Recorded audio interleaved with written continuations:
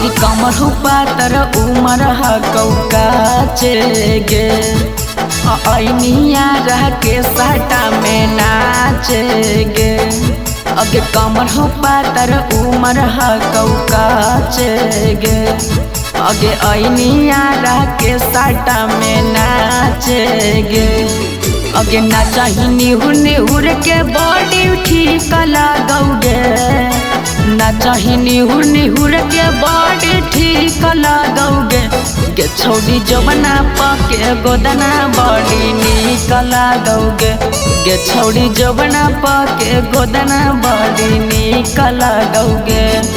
अगे कमर हो पातर उमर कौका गे अगे ऐनिया रह के साटा में नाचेगे। अगे नाचाही निहुर निहुर के बॉडी ठीक लगौगे। नाचाही निहुर निहुर के बॉडी ठीक लगौगे। गे छौड़ी जबना पके गोदना बॉडी निक लगौगे। गे छौड़ी जबना पके गोदना बॉडी निक लगौगे।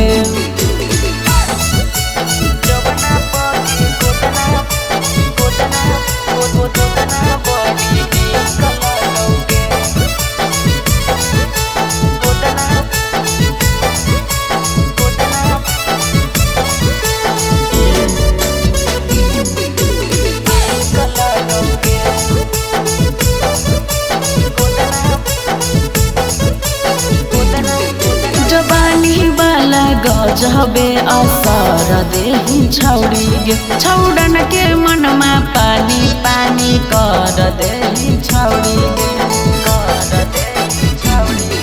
जवानी वाला गजबे असर देही छौड़ी गे छौड़न के मनमा पानी पानी कर देही छौड़ी गे।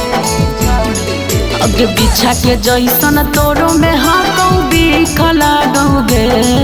अगे बिछा के जैसन तोरो में हाथों बिख लगौगे।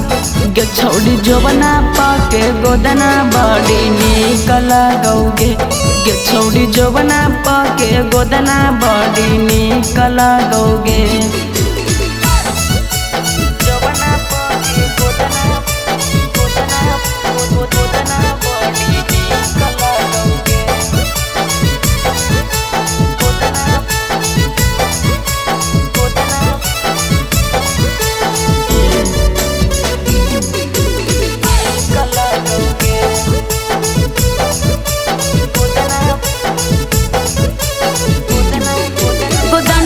कवन गोदन हरी गोदल कौए गे रानिया छुपावे वाला चीजवा देखल कौए गे रानिया।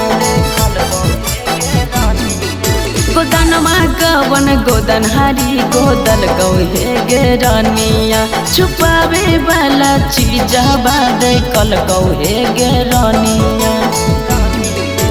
अर्जुन देवानंद सता सीख लगौगे। अर्जुन देवानंद सता सीख लगौगे।